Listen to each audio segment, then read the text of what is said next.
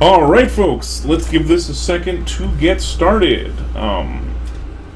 Welcome to Modern Asia, Asian Studies 307. We're going over Sun Tzu today. I hope to finish. Again, if you've never read Sun Tzu, it's short. It's like 90 pages formatted like poetry. So it's probably more like 50 or 40 pages or 30. It's not that long. And then we're going to go over it with reference to the the commentaries. We'll go into how to use them a little bit. And then, if we have time, I hope to go into Machiavelli's discourses and a little bit on, like, morality and history and how we're going to analyze things going forward.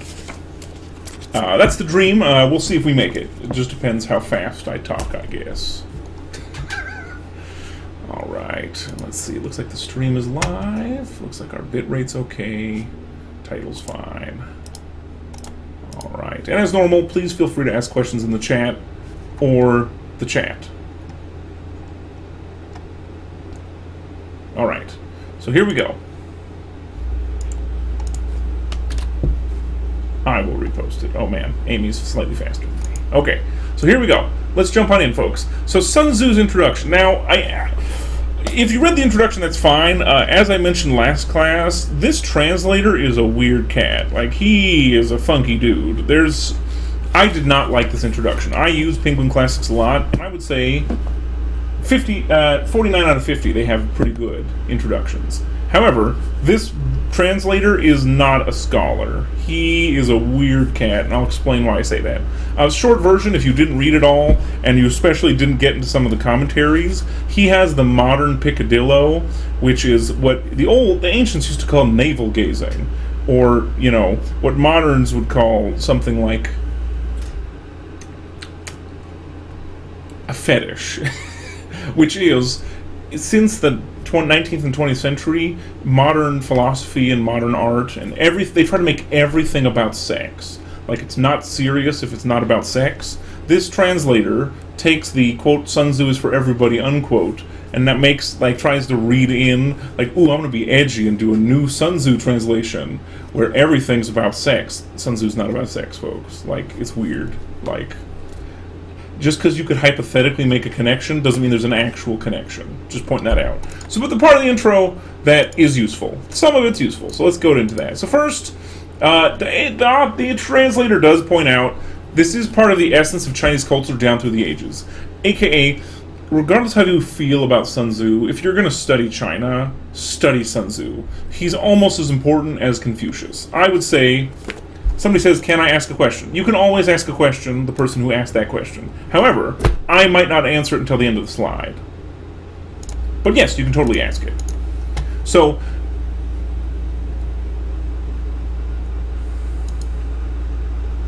somebody's asking about notes too. If you want more note details, I'm happy to give them at the end. Generally speaking, though, notes, I want book notes. I already know what I say in my lecture. Book notes are the ultimate value, especially now everything is just online and you can rewatch the lecture 20 times. It's like lecture notes aren't as valuable as they once were. Alright. Now, this is where I, of course, disagree with them. But the translator's like, this has infinite application, and for him that just means sex. Proverbial wisdom, and it's a book of life. I think this might be a little bit of an overreach, but it kind of gives you the idea of the translator's enthusiasm. Now, there's some stories here. There's a lot of stories here. I'm going to skip. I don't care that much about the Empty City story. That doesn't matter that much to me. But then there's an interesting story where they have the harem story. If you didn't read the book, this one's at least funny to read. Let me find it.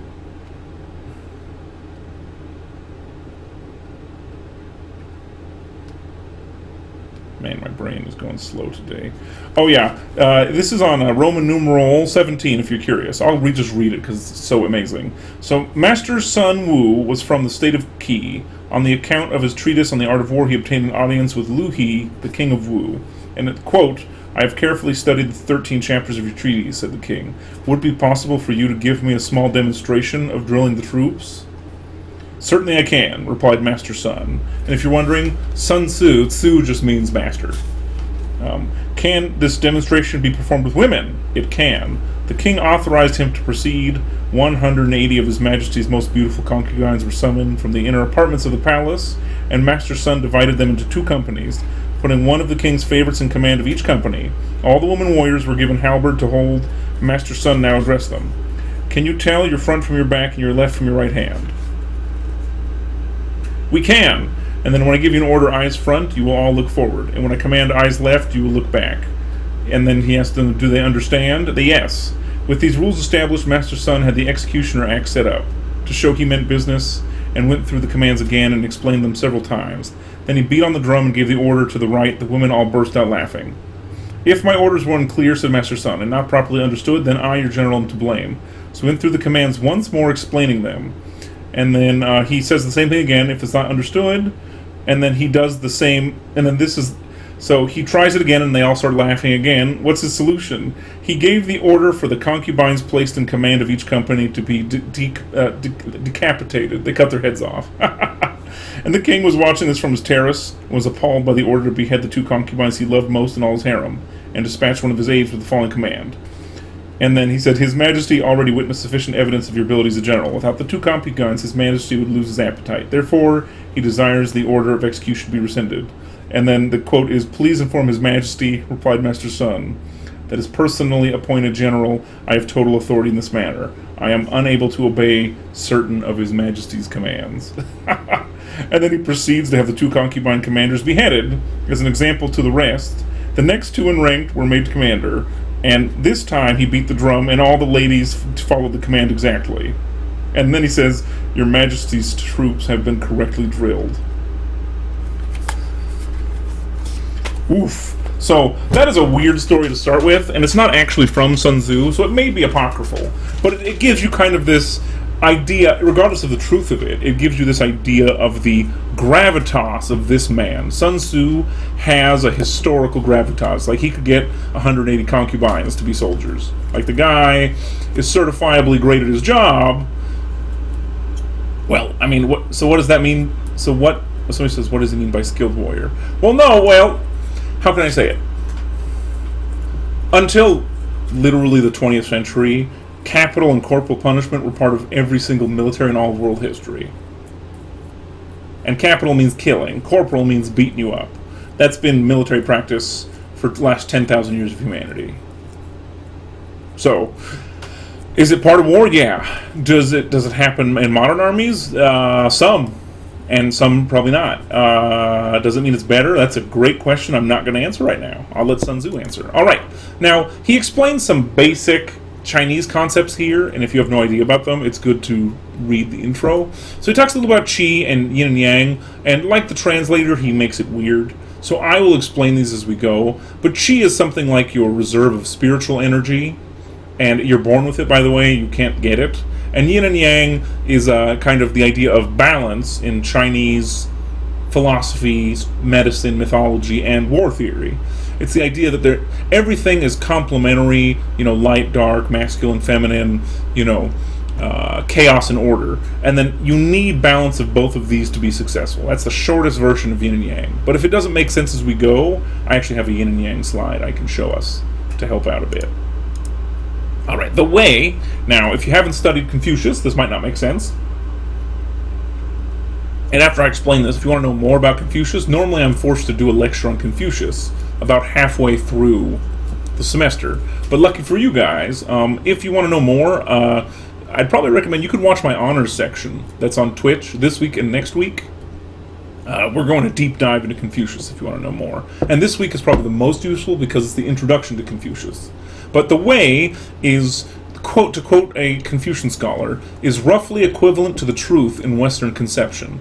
It is the sum total of truths about the universe and man, and not only the individual, but also the state is said to possess or either not possess the way.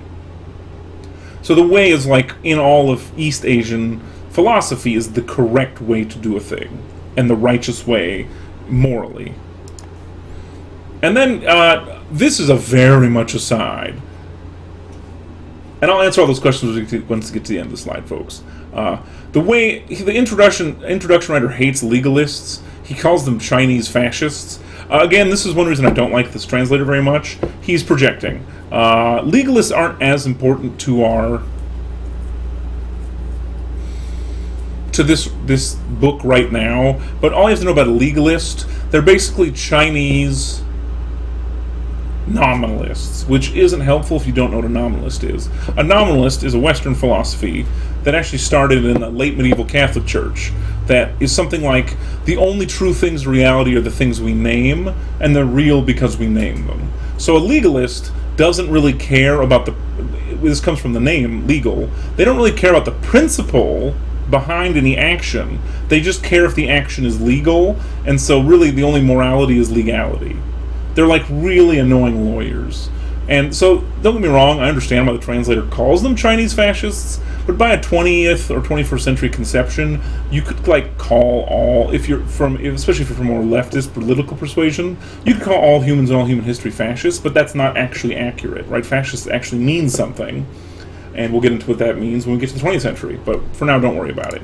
And finally, regardless, even this author doesn't seem to like Chinese history all that much. There's a huge influence of Sun Tzu on modern China. Can I give you an example? Yes, let me go grab a book, actually. This would be a nice gap for you to write some questions.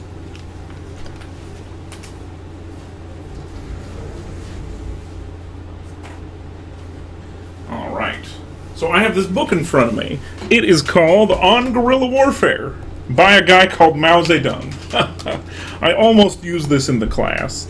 Mao Zedong's favorite author was Sun Tzu. Like, Mao liked him, Sun Yat-sen liked him, up until, Ho Chi Minh liked Sun Tzu. Everybody in modern 20th century and 21st century Asia read Sun Tzu.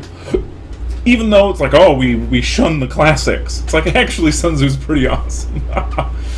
So it's good to know that. All right, I'll answer the questions before I get to how we're going to use the commentaries. Let me see these questions. Would you recommend us to read only the translated version or the one with the commentary? Right now, I'll explain how I'd use the commentary, so I'll do that in a second.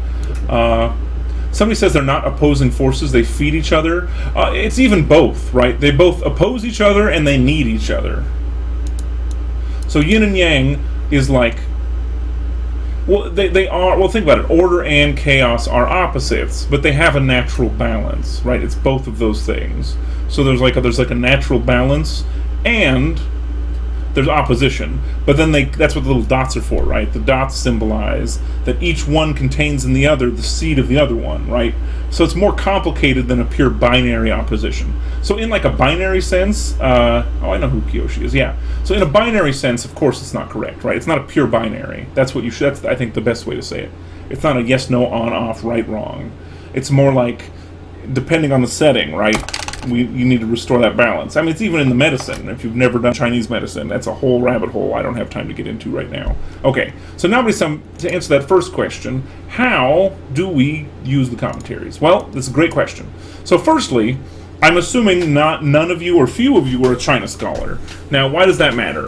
And even if you were a China scholar, are you a classics scholar? If you're not, let's see, where am I looking? If you look on page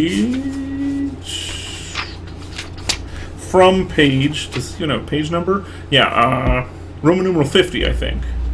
That's 50, right? Yeah, Roman numeral 50, it shows you, basically the translator explains which commentaries he added. And you have a time-based list on all these people who he picked. And actually, it's not exactly true, because he puts in a couple modern commentators who are like Westerners, but still, it works out in the end. So, the commentaries here, since it's such a prestigious old book, people have written about it. So the commentaries, I would recommend using them as a supplement for either when something is either really interesting or doesn't make sense. You go look in the back, and then the commentary can help explain what is actually going on or what something means. So that's what we're going to be using the commentary for. It's like a reference. And as I go today, I will refer to the commentary when I think it's relevant. We're not going to just read the commentary. So you could read the commentary, but it's... How can I say it? We don't know enough about Sun Tzu yet to make that necessarily relevant. So I would say refer as needed at this point is how I'd use the commentaries. And then as we go through the semester, you might actually find yourself using it more. But for now, we'll do selective reference. All right. Any other questions before before we go on into the meat of the issue.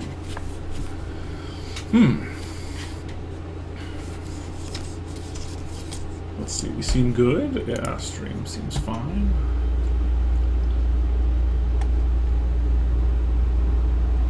I'm giving it a chance to settle. I'm trying not to talk as fast as I normally do. It's hard. Alright, let's go on, folks. So, Art of War, let's get started. So, obviously, if you have your book, we're starting just right in. Okay, and now we're talking about use of the commentary. One of the coolest ways to use the commentary, and I actually have 2 bookmarks in my book, they explain what every chapter's title means. Now, some are kind of obvious, right? Making of plans, I think you can guess, but still, we can get some commentary. So, for example, my favorite commentator's Cao Cao. Now, I think Cao Cao, you have to say Cao Cao to be correct in Chinese. I no guarantee I'll say it correctly, even though I kind of know how to say it correctly. So, Cao Cao is my favorite. And so whenever he's there, I'll read him first. So he says, quote, planning means choosing generals, assessing the enemy, surveying the terrain, counting troops, measuring distances, and knowing the lie of the land. All this takes place in the ceremonial temple. And some of you might be like, oh, it all makes sense until the last paragraph. Well, why? Temples in especially East Asian and Chinese tradition were used for more than just temple work, right? Or even more, you could say, like, ceremonies were both official functions and religious functions. Somebody says Cao Cao was one of their favorite characters in the Dynasty Warriors series. Yeah, he's my favorite. How can I say it? He feels like the most human person in the Three Kingdoms. So, I actually teach Three Kingdoms in another class, so it's fun. Yeah, I played Dynasty Warriors more than once. It's not bad. It's not bad. All right, let's keep going. All right. So, making of plans. What are some of the interesting stuff here? Well, right away, Sun Tzu just starts out big, right? And I don't have everything on the slide, but he just says, war is a grave affair of state. It is a place of life and death, a road to survival and extinction, a matter to ponder carefully. That can almost seem obvious, right? That's the very first thing he says. But again, for example, we live in I would say, a peaceful time that seems to be transitioning into a less peaceful time. However, it's good to remember that war comes, right? Regardless of how we feel about it. So, when I grew up, I think people were like, I grew up at the end of the Cold War. For a while there was people who thought, war will never happen again. We're war-free. Yeah, how'd that work out? Didn't work out great. Now, in this first bit, we also get the 5 fundamentals. What are the 5 fundamentals? It's right here, right? There are 5 fundamentals, capital F, for this deliberation, for the making of comparisons, for the assessing of conditions, the way, heaven, earth, command, discipline. So the 5 ways are the way, heaven, earth, command, discipline.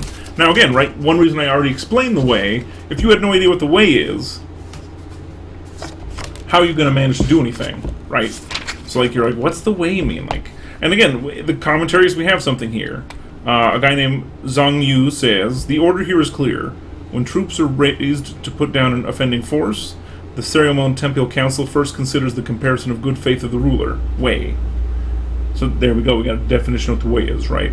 One thing the way means is the compassion and good faith of the ruler. Next, it looks for the favorable juncture and otherwise of the seasons, heaven. So it both means heaven, like capital H heaven, but it also means like, is it the middle of winter? With the ease or danger of the terrain, earth. Of those 3 aspects that have been thoroughly examined, the council proceeds to choose a general to take command of the command. And finally, once the troops have crossed the border, the authority to give orders rests with the commanding general. Discipline. This is the correct order. So again, maybe you inferred that from the text, but if it's unlikely, there you go. The commentaries are there for deeper study. That is the point of a commentary, right? And most of these commentaries are by famous Chinese generals or scholars. So they're seeped in the tradition in a way we can't be. Why? Even though this book is still read today, the ambiance it was read in traditionally is gone, right? Very few people are reading the 4 classics and then the 7 classics of military history and, taking those to heart. So, All right, and then we get a little bit of explanation here. Right, the way causes men to be of one mind with their rulers. And then we get the book's explanation. We get what heaven is, right? Heaven is yin and yang, hot and cold, cycle of the seasons. Earth is, and explains earth. Command is. And this one's interesting because it mentions the traits of what good command is, not just command, right? But again, they don't say good command. They just say command is these things, and if it wasn't this, it wouldn't be command. What is command? Wisdom, integrity, compassion, courage, severity. Now, why would I emphasize severity? We just had that concubine story, right? So part of command is severity. And then he explains discipline, right? And this one should be easy. Organization, chain, command, control. And then a fun quote here, or one of it, I'd call it a key quote on the bottom of 4. Every commander is aware of these 5 fundamentals. He who grasps them wins. He who fails to grasp them loses. So it's basically a requirement for victory. Is there anything else here?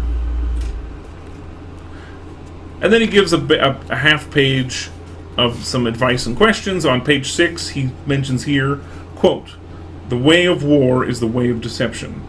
When able, feign inability. When deploying troops, appear not to be. When near, appear far. When far, appear near. Lure with bait, strike with chaos. If the enemy is full, be prepared. If he is strong, avoid him. If he is angry, disconcert him. If he is weak, stir him to pride. If he is relaxed, harry him. If his men are harmonious, split them. Attack where he is unprepared. Appear where you are unexpected." This, and then he says right underneath this, this is victory in warfare. It cannot be divulged in advance. And then he mentions on page 8, right, victory belongs to who does the most calculations beforehand, and defeat is him who does the worst calculations. Bam. So again, a pretty short chapter, and I read a good amount of it. Why? It's important, right? That's one of his most famous chapters. I wonder, too, is it most famous because people only read, like, the first 2 chapters? It's the same thing we ran into with Machiavelli, right? There is a decent number of people who just never freaking read Machiavelli. So, not unlikely. All right. Anything else here? No, I'm happy with this. That one's pretty clear. And if you want clarification, I'm just flipping through my commentary. All of this is pretty clear. And again, if your parts are hard, take a look at it. And I would say the only commentary I don't really like, the translators are iffy. Me and him don't get along very well. His best ones are probably the ones that are linguistic, and the ones that are his opinion are probably the worst. Alright, Chapter 2, Waging of War. This one's pretty obvious, but we have Cao Cao back. And Cao Cao says, "The warrior wishing to wage war must first calculate the cost, and should always feed his men off the enemy." Just Cao Cao right into it with good advice. And then we get what is war, right? Master Sun said, war for an army of 1,000, and he gives us advice of what to bring with us. And then right here on the first page of Chapter 2, war, victory should be swift. If victory is slow, men tire, morale sags, sieges exhaust strength, protracted campaigns strain the public treasury. Man, someone should tell the U.S. government that one. And then he said, "I have heard that in war haste can be folly, but I have never seen delay that was wise." So never overly delay when in war. Makes sense. And then here we go. This is on the same page. I love it so much. No nation has ever benefited from protracted war. Protracted means drawn out. And again, why is that funny? Perhaps the United States government should read Sun Tzu. Okay. And finally, the conclusion of this chapter is pretty interesting. Oh, yeah. The harm of war really should be understood by leaders too, and that's here. Let me find that. For example, on 11, he mentions, the skillful warrior never conscripts troops a second time, never transports provisions a third. Right, you run out of people. This is on page 11. Or he mentions that when an army is close at hand, prices rise. When prices rise, the common people spend all they have. When they spend all, they feel the pinch of taxes and levies. So it's good for, and then he keeps going on how, for example, on 12, the wise general feeds his army off the enemy. 1 peck of enemy provisions is worth 20 carried from home. So there's this idea that you don't want to you don't want to overdraw your own people to wage a war. And again, that should sound familiar because Machiavelli agrees. All right. War is always expensive, yes. And war is, generally speaking, worse if your people have to pay for it. War is crushingly expensive, and I'm not even going to say modern war is any more crushingly expensive than war has ever been. There's this weird, we're going to run into our class a lot, there's this weird kind of dynamic where people think modern war is especially expensive or brutal numerically compared to past wars. That's a good question. I wonder. I think war has always been hard and difficult and expensive.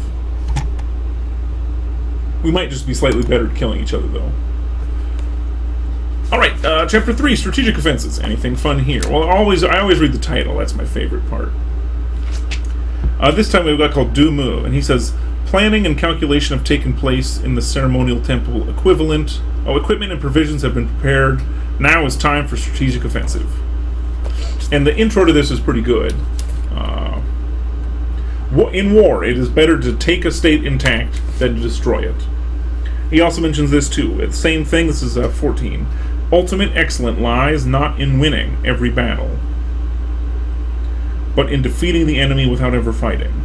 The highest form of warfare is to attack strategy itself. The next is to attack alliances, next to attack armies. The lowest form of war is to attack cities. Siege warfare is a last resort. So generally speaking, and he goes on to why it's a bad idea, but generally speaking, you don't want to fight, right? So he's one of the most famous generals in world history, and he still says, guys, avoid fighting if all possible, right? You're way better off attacking their strategy or their alliance or their armies instead of don't attack. And if you can avoid attacking their armies and their cities, that's a good thing. And then how he feels about generals, we have a quote here, this is 17. The general is the prop of the nation. When the prop is solid, the nation is strong. When the prop is weak, when the prop is flawed, the nation is weak. And again, we can look at the back here and find, I accidentally took my bookmark out. That was a mistake.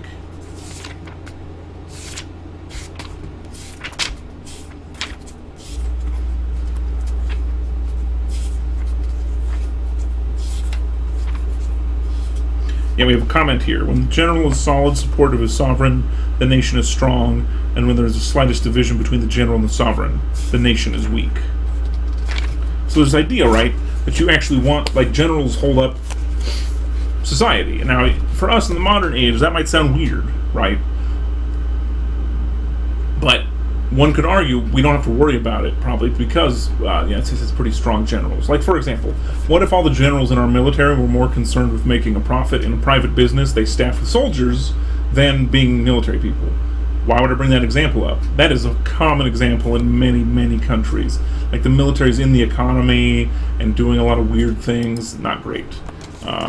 So now we get another theory here that's interesting.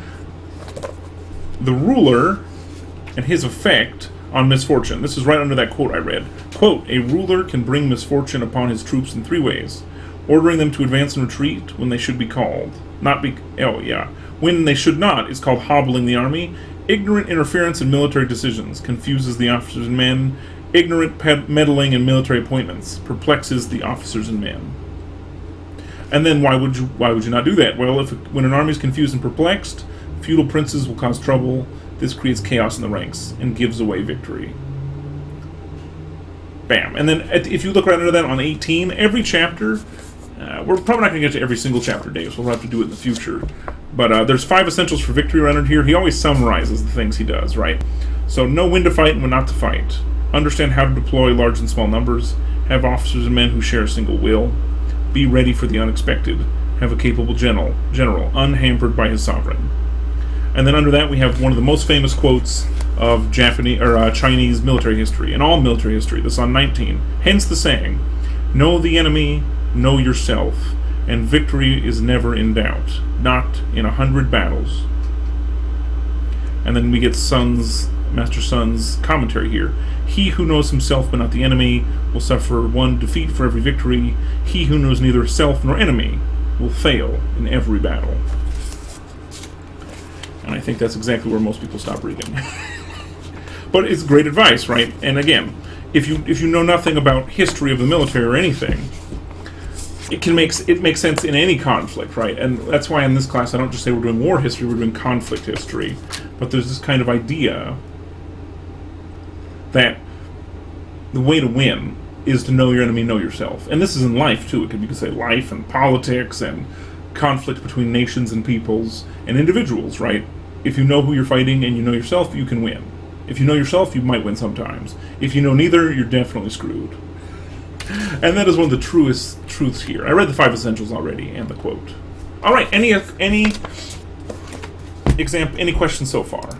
Somebody mentions just a comment. This applies to a lot of things, and I would agree. And the classics, the Chinese, would also agree with you, right? It's for military, but if you think about it, right, a lot of human interactions are conflict, right? They're versus things, even things that we tend to think of as more civilized or peaceful, like I mean, let's be honest, even going to college has conflict, right? Like, technically people are competing for grades, and when you get out, you're competing for a job, right? It's not just like, yeah, everybody gets the exact job they want. There's no conflict or competition. No, there is. All right, I see a question here. Somebody asked, quote, defeating an enemy without fighting. Question, would this include Machiavelli's idea of settling in the area rather than garrisoning troops? Exactly. So yeah, you're beating them with a tactic. You're not beating them with literally killing them. So yeah, that would exactly be an example of, or at least I think you could easily argue that's beating your enemy without fighting, right? Because the garrison is an implied force, right? I will kill you. So you're at least threatening a fight. Whereas Machiavelli's colonies was a indirect fight, right? You're fighting more. You're avoiding the need to fight by doing that. Yep, exactly. That's a good point. It's a good connection too. Great. Any other questions or comments? That was more of a comment, actually. It was a good point. All right, I'm going to sip my water, try to give that break I was hypothetically talking about. Roger, here we go. All right, it's already been 30 minutes. It does not feel like 30 minutes. I don't believe it. All right. Let's keep going, folks. Forms and dispositions. Again, this is where I love the commentaries. You can always get an interesting comment here. And this one has a bunch, so I'll read a couple. Cao Cao says, military dispositions. Marching and countermarching, each army endeavoring to discover the other's true condition. So form would be how you march. Disposition would be how the enemy is organizing. So again, the last thing Sun Tzu said was, know your enemy, know yourself. Form and dispositions is literally, how do you know your enemy and know yourself? That's what this chapter is about. Okay, so location of vulnerability and invulnerability. That's what this part is about. So, for example, what am I looking at here? Oh yeah, we have a skillful warrior can achieve his own invulnerability, but he can never bring about the enemy's vulnerability. Hence the saying, quote, one can know victory, yet not achieve it. Invulnerability is defense, vulnerability is attack. Defense implies lack, attack implies abundance. And then he keeps going with his logic chain, and he eventually gets to this. To be victorious in battle, and to be acclaimed for one's skill is no true skill. This is an interesting idea, too. He thinks the best warriors are not known for their skill. Being an unknown warrior is more important. He says at the bottom of 22, his victories are flawless. His victory is flawless because it is inevitable. He vanquishes an already defeated enemy. And he mentions right under that, the skillful warrior takes his stand on invulnerable ground. He lets no chance slip in defeating the enemy. And then the quote, the victorious army is first and seeks battle later. The defeated army does battle first and seeks victory later. Alright. And then we get, there's more steps in here. There's 5 steps of how you do this. Where did I have this? Then we have kind of the dutiful warrior and his traits and the 5-step to war. Where is this here? I want to do the 5 steps, yeah. So the 5 steps are measurement, estimation, calculation, comparison, victory. It's almost like the prophet meme, man. Now this one, those might not make sense right off the face of it. Actually, when I read it earlier today, I went and read them all here. Let me find that. Oh yeah, here we go. So what do those 5 mean? Well, measurement is of terrain. Estimation, the strength of the numbers of the enemy and their supplies. Calculation, in terms of number, how many as opposed to how few. Strong as opposed to the weak. Comparison, having calculated the numbers, ascertaining the relative weight of an ability in 2 sides. And then victory. This refers to the likely outcome of having a proper arrangement of camp and battle formations. So being kind of ready for the fight is a big deal in especially classical Chinese warfare. Alright, let's keep going. And I'll go to the end of the slide to answer questions. Unless you have them in between chapters, if you type them, I'll try to answer them at the end of each chapter too. Alright. Oh no, I did it again. Oh, man, I'm not good at this. Okay, potential energy. Alright, so now we're getting into even more theoretical things. Okay, somebody asks, what's the difference between the 5 steps and the 5 essentials? Well, they're all a little bit different elaboration, right?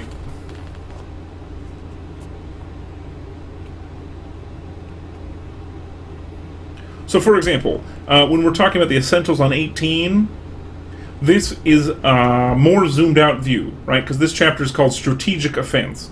So, strategy is like, imagine we have a war. The whole battle, like the entire campaign, every army spread out over both kingdoms, that's the strategy, right? That's the high level. When you get to forms and dispositions, we're kind of zooming in a little bit. Does this make sense? So this is much more like we're getting specific on not exactly tactical level yet, but the 5 steps here. And if you notice, ancient Chinese thoughts love stuff in 5s. Numerology is a real thing, right? The idea that numbers have spiritual or the significance in like the transcendental world. So the Chinese tradition definitely thinks numbers have that kind of relevance. So for example, the 5 steps are what? The 5 steps of what? They're the 5 steps of understanding forms and dispositions, whereas the 5 elements are like kind of like the 5 strategic elements. So if you want to understand strategy, right? So for victory, these are the 5 essentials from a strategic level. And then the 5 steps are for like a how to organize your army level. So it's a different level of resolution, basically. If that makes sense.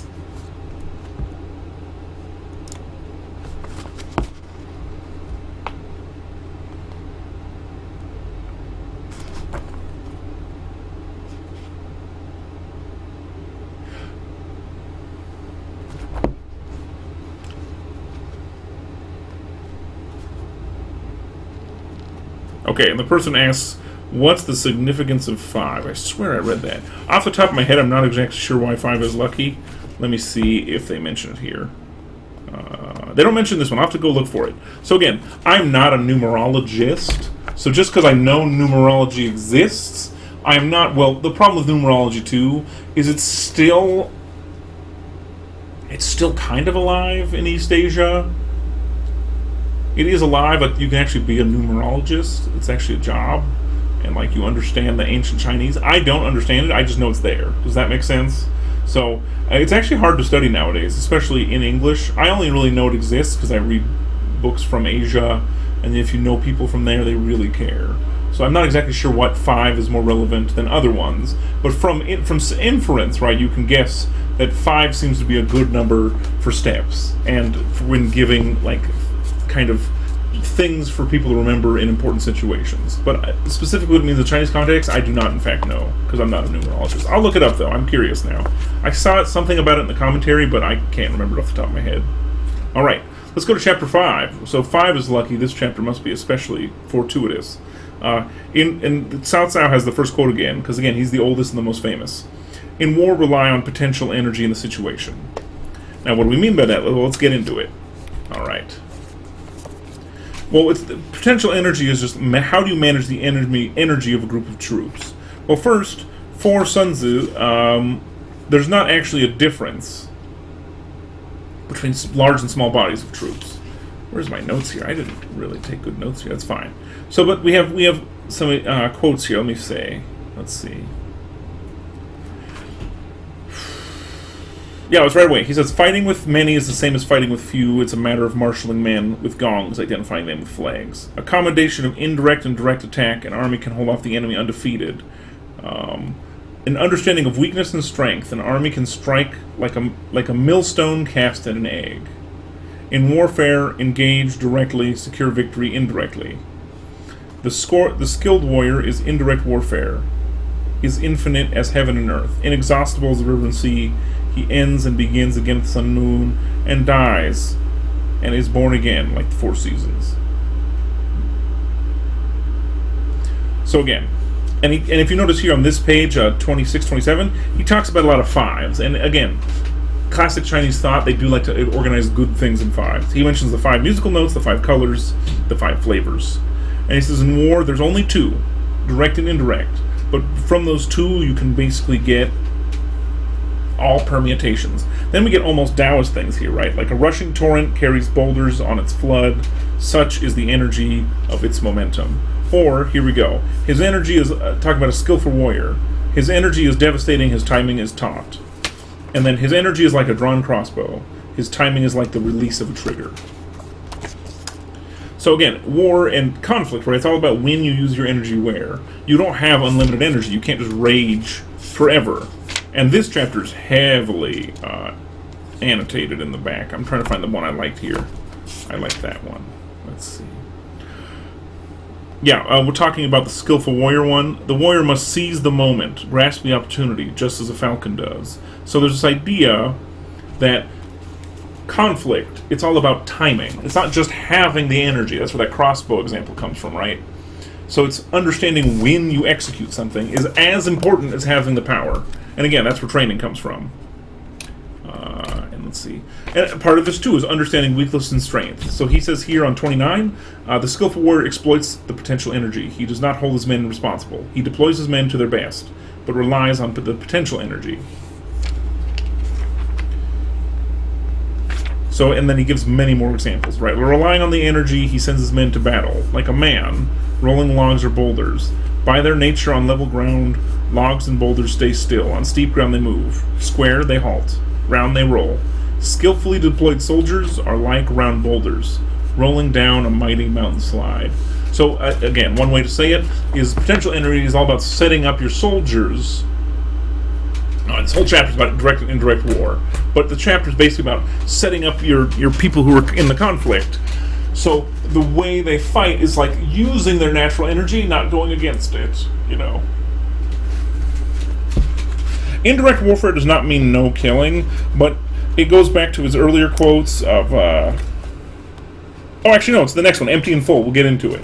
But indirect, because he mentions indirect warfare here, but empty and full is where he gets into this more. Somebody's asking about that.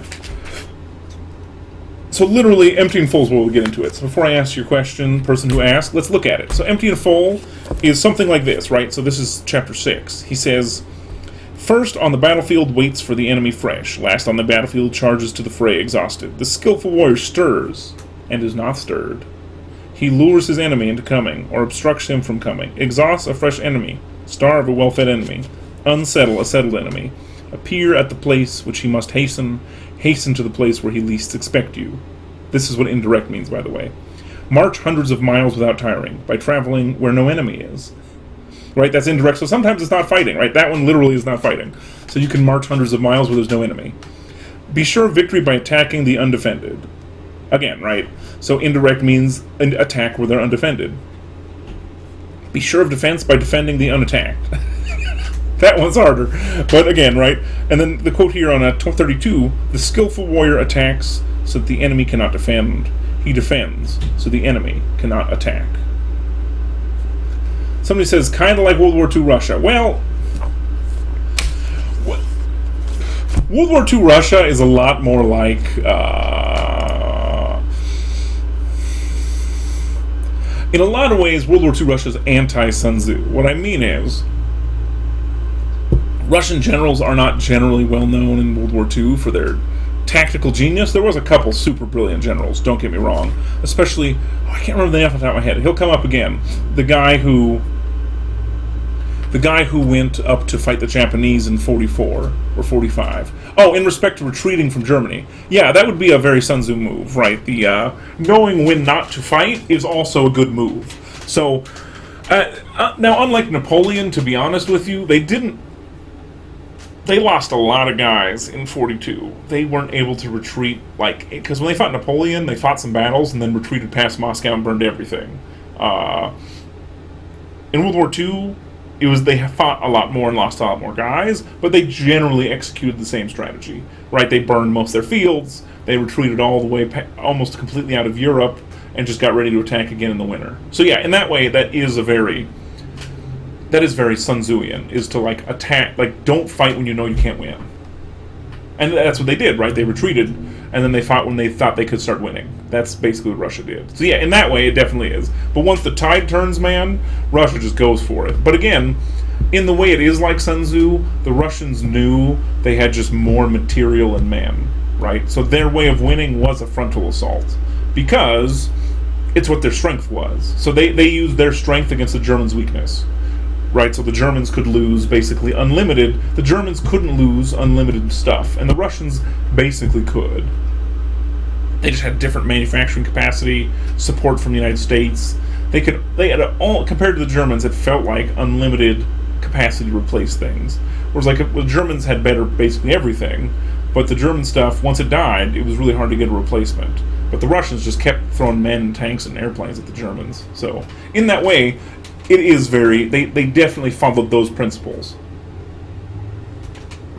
And again, this would be, so just like that elaboration, right? A lot of this is in here. So, let's see here. He advances irresistibly, attacking emptiness. He retreats, evading pursuit too swift to be overtaken. There we go, like the Russians. And he gets almost spiritual here. He says stuff like, his form is visible, but I am formless. I am concentrated, he is divided. And he keeps going with this. Attack with few, with many, and my opponent will be weak, right, obviously. And he keeps going, right? And he talks about how you can, flank people. And weakness stems from preparing against attack. Strength stems from obliging the enemy to prepare against an attack. Somebody says, quote, did Western European generals from 16th and 19th century reach Sun Tzu? No, but they're in that, Sun Tzu's principles are kind of, you can imply them from reality, if that makes sense. So, Sun Tzu is just good war strategy. What makes Sun Tzu interesting, right, is he did it, very early in world history, in recorded history. So it's definitely a truth the Chinese have had for a long time. Oh yeah, and no, questions are great. And after class, by the way, I have to write people's Twitch names down. So if you have a Twitch name for today, if you could put it in your Discord name as a second, after your name, and then I'll write down who you are, and I can try to memorize everybody so I can give you points. This is like we said, right? This is attack gags, information asymmetry. That's a modern way to say, right? Don't let your enemy know what you're doing. And then victory is situational and flexible, right? You should always be flexible, especially in a conflict. All right. And we've got a lot of questions, so I want to keep going. We're almost out of time. We got about as far as I expected. I think we're going to carry a little bit of this over into next class. Let's see, I'm at 40, and we go to 90. Yeah, we got about halfway. So, I'm looking at my clock. I only have 2 minutes. I can't actually start Chapter 7.